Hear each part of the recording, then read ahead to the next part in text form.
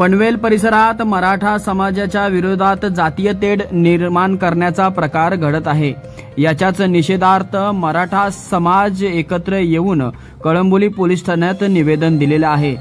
समाजकंटकांकडून समाजातील कायदा व सुव्यवस्था भंग करण्याचा उद्देश असणाऱ्यांवर कठोर कारवाई करावी व मराठा समाजावर खोटे गुन्हे दाखल करू नये या प्रमुख मागणीसह आज कळंबोली पोलीस ठाण्यावर मराठा समाजाकडून मोर्चा काढण्यात आला। असल्या खोट्या गुन्ह्यांकडे लक्ष न देता योग्य तो न्याय मराठा समाजाला मिळावा यासाठी आज कळंबोली पोलीस ठाण्यात निवेदन सादर करण्यात आले। पोलीस निरीक्षक वरिष्ठ पोलीस निरीक्षक कोते साहेब यांची आपण आता भेट घेतली। त्यांना कल्पना दिली की 4 दिवसापूर्वी वंजारी समाजाच्या वतीने आमचे नेते मनोज जरांगे पाटील यांच्यावरती जे निवेदन दिलं आणि कारवाई करा असं सांगितलं होतं ते अतिशय चुकीचं आहे। कारण स्वर्गीय संतोष देशमुख यांची जी हत्या झालेली ती अमानवीय आहे, ती कुठल्या जातीची नाही।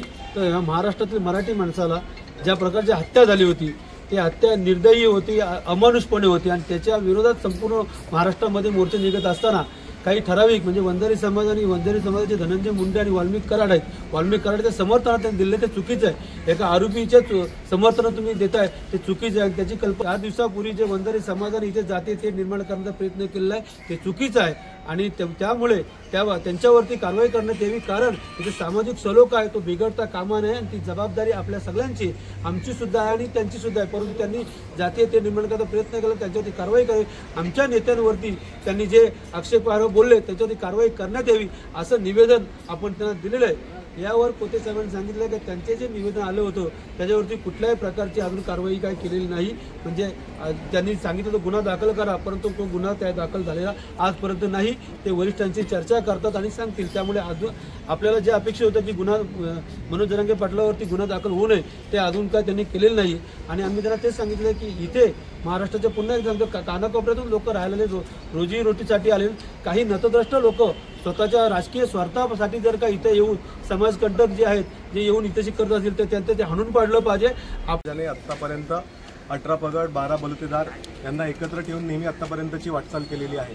आतापर्यंत आपण 58 मोर्चे काढले, ते अत्यंत शिस्तबद्ध पद्धतीने काढले, अत्यंत अहिंसक मार्गाने आपण सगळे मोर्चे काढले।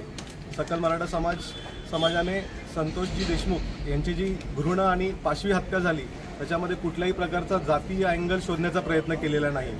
पण आता कुठल्याही समाजाचा नामोल्लेख करण्याचा आम्ही नेहमी प्रयत्न टाळला जातो, पण आरोपींना वाचवण्यासाठी जर तुम्ही जात ही ढाल म्हणून वापरत असाल तर आम्हालाही मराठा म्हणून एकत्र येणं, संतोष देशमुख यांना न्याय देण्यासाठी आम्हाला एकत्र येणं महत्त्वाचं आहे। कारण त्या माणसाने एका दलित समाजातील वॉचमनसाठी भूमिका घेतलेली, तर जात ही फक्त आरोपींना वाचवण्यासाठी जर पुढे येत असेल तर आम्ही त्याचा सकल मराठा समाज म्हणून निषेध करतो।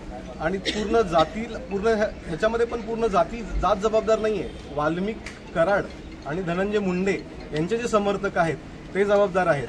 त्यासाठी आम्ही ते पूर्ण वंजारी समाजाचा दोषी ठरवत नाहीये, पण वाल्मिक कराड आणि धनंजय मुंडेचे जे समर्थक आहेत त्यांनी हे जाणीवपूर्वक मनोज जरांगे पाटलांवरती आणि सकल मराठा समाज ह्याच्यामध्ये जातीय पूर्ण अँगल शोधण्याचा प्रयत्न केला आहे। त्याचा आम्ही सकल मराठा समाज म्हणून निषेध करतो आणि सकल मराठा समाज म्हणून आम्ही कायम शांततापूर्ण आणि संविधानिक भूमिका घेत राहू, एवढंच म्हणून जय जिजाऊ जय